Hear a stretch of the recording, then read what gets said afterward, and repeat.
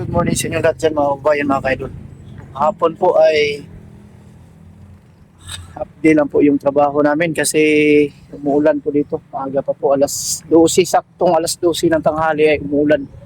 At ngayon medyo maganda naman panahon pero nakita nyo hindi pa rin makapasok po yung lupa. Maputik pa yung daan sa pinakasentro. Ayan, maganda na sana to, straight na init na ilang araw pero naabutan talaga. Hindi pa natapos banda doon sa pinakadulo mga kaidol. At itong dito, yung hinuhukayan ng tubig. Naghukay sila ng ano dito tubig. Tawag dito deep well, no? Ayan oh, katulad sa Pugong Biyahero yung ginagawa dito mga kaidol. Ganyan na ganyan rin ang pagkagawa pero hindi tubo yung, hindi katulad nito, tubo na plastic po yung gamit dito. Sa Pugong Biyahero po ay ang gamit namin doon sa paghukay or pagbaon o yung ibinabaon na tubo. So, dito, yan na muna. Makapagpatuloy tayo sa ating gagawin ngayong umaga. Mag-intro muna tayo para mapag-isipan namin anong unang gagawin namin ngayon kasi wala pa kasing naliliver na simento. Dalawang araw na na-order ko yung simento kaya natingga na naman kami doon sa nagawaan doon sa taas. Hindi namin natapos tapos pag-asintada kasi buhat lang dineliver po yung simento, no? Kaya ngayon kung sakali i-deliver nila ngayon at yung buhangin na to ay kulangan pa rin sa pag-pushing. So paglaga natin kahit isang load na naman para at least may magamit tayo. Yun lang muna, good morning sa inyong lahat at always ingat kayo palagi. Yan.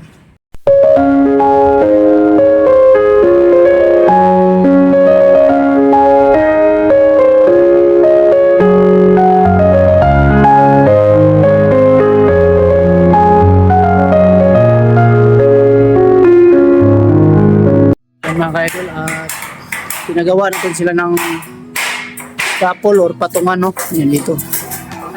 Pinagiba na natin yung mga kisame dito. Yan po yung magiging itsura pagkatapos may mga firewalls sa gilid sa kabila. So dito, pinasimbol natin sila ng hagdanan para ipatong na lang po yung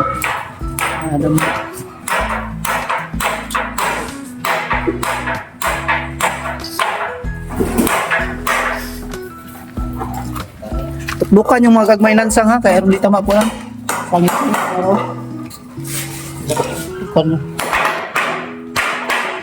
Ayaw, 4 ilansang ngayon. Lapos ni sa kuwan. 3 lang. 3. Oh, marunong 4 ulo. Ayaw, diri, ayaw, lansangi, diri. Diri lang oh. Dua, diri, diri. No. O ganun oh. Ayaw, diri, kuwan. Diri lang oh. Okay, may dua. Kaya lagyo ah. Tika nga na, pag nakita. Ano mo, dool kayo ni isa oh. Dapat dari niyo. Okay. Ay, dagpo tagas. So, kasamahan tayo na dumating kagabi, bali dalawa kasi wala talagang doon sa kanilang lugar, walang trabaho. At may mga anak na pinaaral, asawa.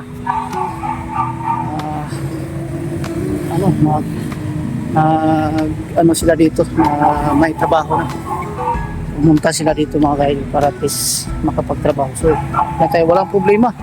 Sa mga kasamahan natin na gusto magpunta dito, sinabihan ko naman sila na wala na pong problema. Pwede na po magpunta dito at magtrabaho para makasuporta sa pamilya. And then, kahit naman hindi tayo makapasok na ilang araw, mayroon pa naman tayong gagawin na iba sa ibang katulad nito.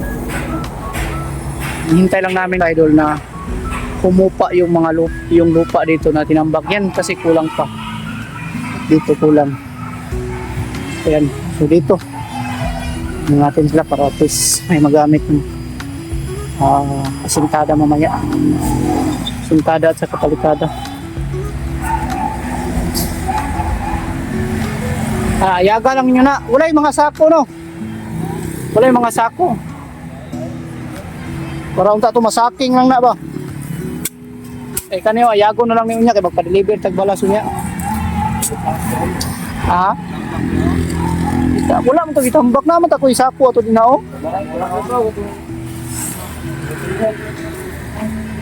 Gitambak kay ito nila di ay. Ang anlay.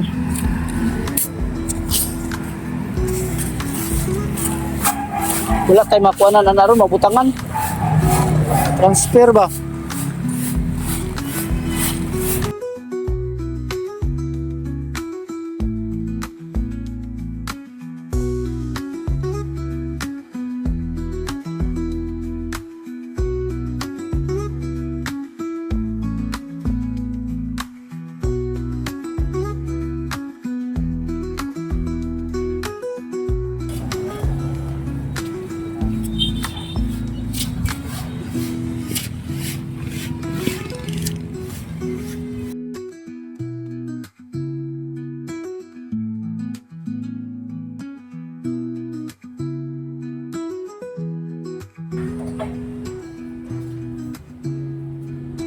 Yun mga kaidolo, kasama sa binibinta natin yan. Kinain na po ng kalawang. Ito, binigay na sa atin ni boss para pangbili daw ng ulam.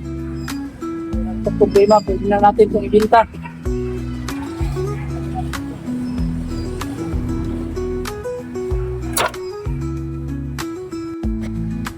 Yan mga kaidol. Nagbistay tayo ng buhangin para sa magiging asintada natin. Explain natin mamaya mga kaidol bakit binibistay pa natin po yung buhangin dito para pang asintada. Kita muna natin. Ito ay napakadali lang bistayin pag ang gamit natin ay number 1/2 or 1.5 cm po yung laki ng butas ng ating screen. So ganito, kita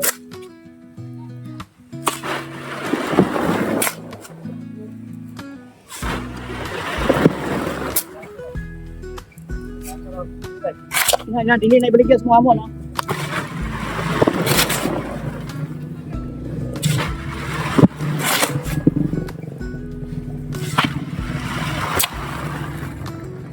Explain natin mga kaidol.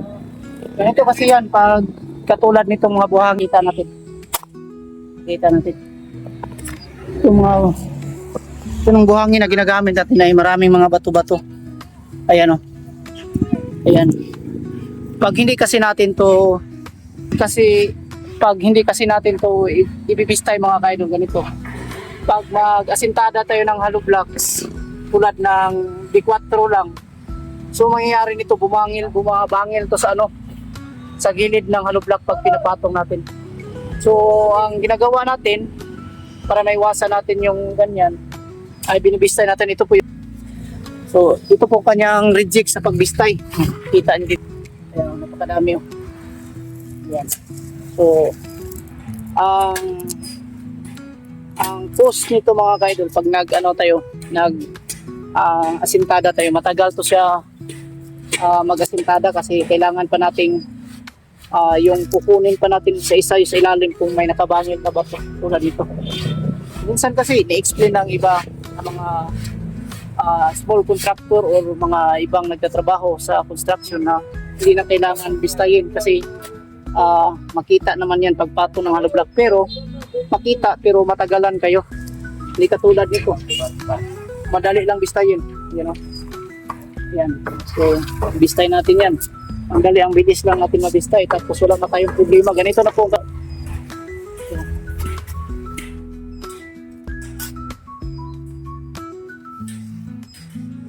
so ganito na po ang kanyang resulta. Wala na po gaanong malaking bato. May mga bato siya pero hindi na gaanong kalakihan. Madali na lang po siya pag sintada ng hollow block. Ito kasi yung mga buhangin dito sa April, no? Pag minsan kasi gumamit tayo ng mga finishing na buhangin tulad ng painsan, ay suggestion ko lang sa mga baguhan, yung painsan ginagamit namin yan sa nung una pang gawa ng mga molding, yung concrete molding. Pero sa pag-finishing kasi, yung mga painsan talaga, yung mapino talaga na buhangin ay hindi maganda yan sa bahay o sa mga building na pag-finishing kasi kung nakikita nyo yung mga building may malaking mga bitak-bitak. Yun kadalasan pag nangyari pag yung ginagamit ng buhangin ay painsan. Hindi katulad ito yung malalaki. Ganitong kasing buhangin. Hindi siya gaanong mag-crack po yung ating wall. So yan po yung advantage ng ganitong buhangin malaki. So ganyan lang para magkaroon kayo ng konting idea sa ating ni-explain dito na trabaho. Sa pali, magkaroon kayo ng magka-plano kayo na magpagawa ng bahay is mayroon na po kayong idea kung alin ba yung gagamitin yung materials mga kaidol. Sa ganito, hindi naman po ako masyadong magaling sa construction pero may kaalaman din ako na mas maganda po yung kalalabasan ng inyong trabaho. Mag-comment lang kayo. Ayan.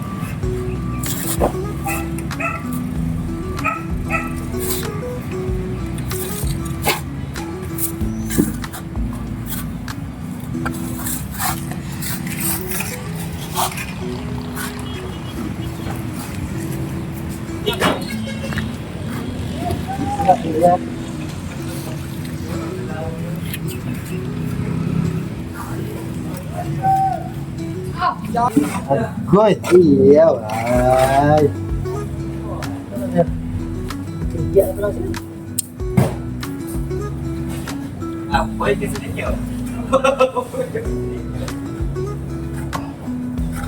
Balik sila na yun. Ako, boleh.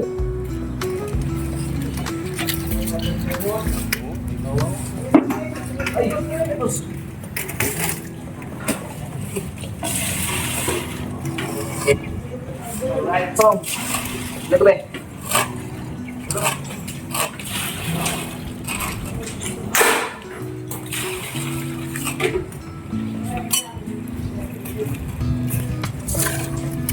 Bahod brado. Klaro kayo. Umag ka na, balon-balon na rin. Udah guys, ako sa birada ng panbe. Gawa ka tayo ba?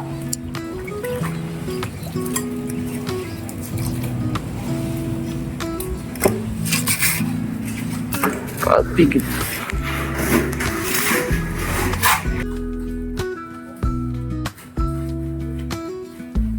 May G-Buds ba na?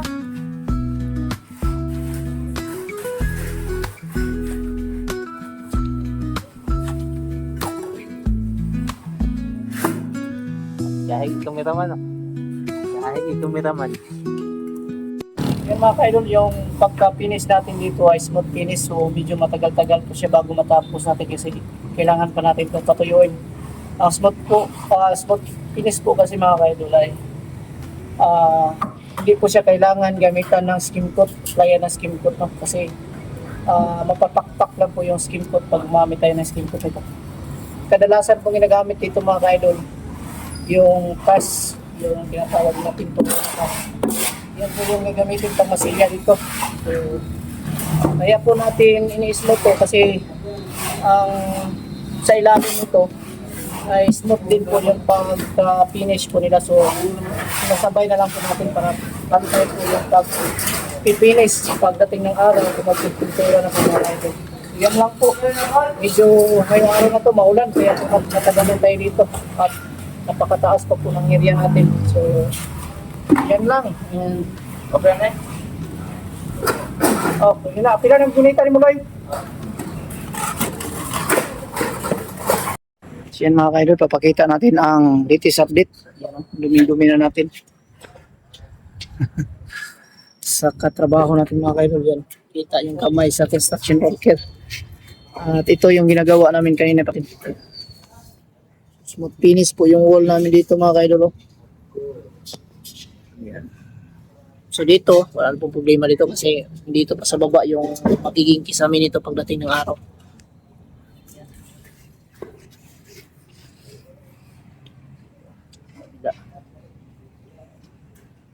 Smooth finish ang ating trabaho. At pagdating dito sa loob, kahit isang hollow block lang po yung galing dyan sa baba, ang smooth finish, and the rest dito sa taas ay kahit wrap na lang, kahit manipis, ganyan, no? Ganyan siya. Kasi wala naman pong, hindi naman tumatamaan ang kisame, no? Andyan lang sa baba ang kisame. Ito lang, mo. So bukas, palinis natin yung mga kahoy doon sa kabilang kwarto. Yung dyan. Kunin na yung mga kahoy para maumpisahan na po yung pagbaklas ng mga bubong dyan. So bukas, bago, unahin muna natin yung linis dyan sa kabila. Linisin mo yan, makikita nyo mga kaidol, daming mga kahoy sa loob hanggang na yan. Ayan, so kailangan yang linisin, kailangan nating ilagay sa isang lagayan at bago natin yan baklasin yung sa pinakataas. Okay, tomorrow release dito, hindi na po gaano marami ang mag-finishing dito para at least mapabilis yung ating trabaho. So yan. Dito, kumain kayo. Oh. Dati natapos namin yung litada dito mga idol. Yung, ay, sa baba.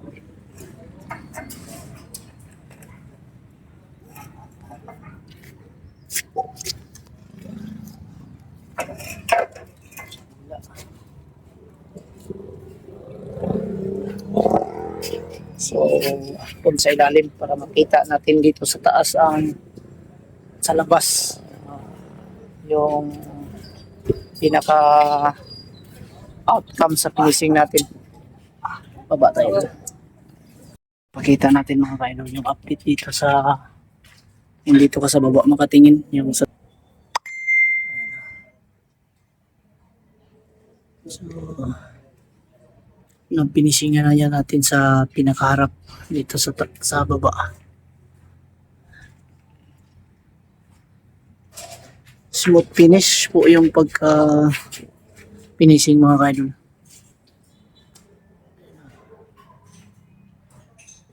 Yan, naka-smooth finish po yan.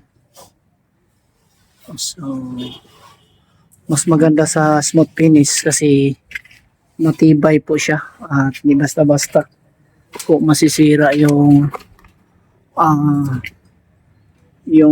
tibay sa bahay pag smooth finish mga kaidol kasi kapit na kapit po yung simento na pinahay dyan sa pinaka-top niya. No? So ganyan. Kasi pag yung nauuso na kasi yung skim coat, mas madali kasi trabahoon pag rough finish po madali lang po makalipat niyang isang scale sa kabilang portion or sa kabilang wall na kanyang pagpifinishingan mga kaidol. So hindi katulad sa smooth finish, medyo mabusis yan ng konti kasi kailangan nyo papatuyuin bago pahiran ng yung simento na yan bago pa po siya mapahiran ulit ng simento, kailangan mo nang patuyuin yan. So ganyan po yung proseso pag smooth finish mga kayo. Hindi minamadali kasi pag minamadali yung trabaho smooth finish ay makikita nyo yan nag-crack yung mga wall, parang may bitak-bitak siya o mga cracking na maliliit. So yan po yung kadalasan nangyayari pag yung walling na pinapalitalahan mo tapos minamadali ang mangyayari may mga bitak-bitak siya. Yan pong dahilan kung bakit may mga kapak po yung walling. So sana po ay nakapagbigay tayo ng konting idea, no, sa ating mga viewers na palagi pong nagsubaybay sa ating mga video. Sana po ay mapulutan po din ng aral ng ang ating mga kasamahan ang ganitong trabaho. So yun lang kasi yung dito, kaya lang po namin yan in-smooth finish kasi tulad ng sinasabi ko dito ay dugtong kasi ang dating pagkagawa nito smooth finish. So yung dugtong namin ginagawa na rin namin ng smooth finish. So yan lang, and thank you so much sa inyong patuloy na pagsuporta at mag-shoutout muna tayo, no? Magandang gabi sa inyo lahat yan mga kabayan. Mag-shoutout po muna tayo sa ating mga viewers, no, na nag-aabang sa ating video. Ayan. Good evening, and unang-una shoutout kay Idol Lini Siba. Ayan, shoutout sa iyo Idol Lini Siba and Celia Cado from Mila Orcamsor, Bicol. Shoutout and God bless po Idol Celia Cado, and also shoutout natin si Marisa Nilsson from Virginia, USA. Ayan, shoutout sa iyo Idol diyan sa Virginia, USA, Marisa Nilsson. Thank you so much and God bless palagi sa inyo dyan. Thank you so much Idol, and ingat kayo palagi, no? At EJ Matukan, shout out, God bless po sa iyo Idol. At also shout out na rin natin si Nest, Idol Nis Ribualos and Sir Elmer Ribualos at Sir Howard Ribualos. Ayan, magandang gabi and ingat kayo palagi dyan sa inyong lugar ngayon, dyan sa New Zealand Idol, no? Sana nasa mabuting kalagayan po kayo at mabuting pangangatawan. Ayan. At syempre, nilalalimutan natin po si Idol Jusdada Ridobanti sa Mandaluyong City. Shout out and God bless po Idol Jusdada, and Angelica Oxo from Pasig, shout out and God bless. At Melinda Puras dyan sa CDO. Shout out and God bless po, Idol Melinda Puras. And Lily Rose Coronado sa Panga, South Cotabato, shout out and God bless. Magandang gabi po sa inyo dyan. And John Riongco, shout out Idol. And Ana Valerio Adriano, Don Rigis Cabilona. Ayan, inulit-ulit natin to kasi lagi po to silang nag-aabang sa ating video, no? At syempre, ang mga Kabahit Family, hindi natin malilimutan yan. At salamat sa Kabahit Family, maraming salamat, no? And shout out natin sila. Unang-una si Idol Sheila Kabahit, Henry Tolentino, Paul James de la Cruz. Ayan, shout out and God bless. Paul James de la Cruz, Christine Kabahit de la Cruz, at Christy Kabahit, Jen Kabahit, Edita Kabahit, and Emily Kabahit, Chris Kabahit, and the third at Cristito Kabahit Jr. at kay Linlin, yung kanilang katulong dito sa Davao, no? Yung sa amin, nagluluto nung nagtatrabaho kami doon sa Buhangin area. Thank you so much sa'yo, Linlin. Shout out, ingat po kayo palagi. At also, magpapasalamat tayo sa nagpapalipad ng mga bakulay at also sa mga viewers natin na palaging nag-aabang. Iyan, no? Thank you so much pala kay Idol Miley. Ayan, sa yung pinalipad na pakulay nung una mga ka-idol. At Osiri Bus, Car Body Hiker Groups, 1951, Idol Yops, Chingmel Mix Vlog.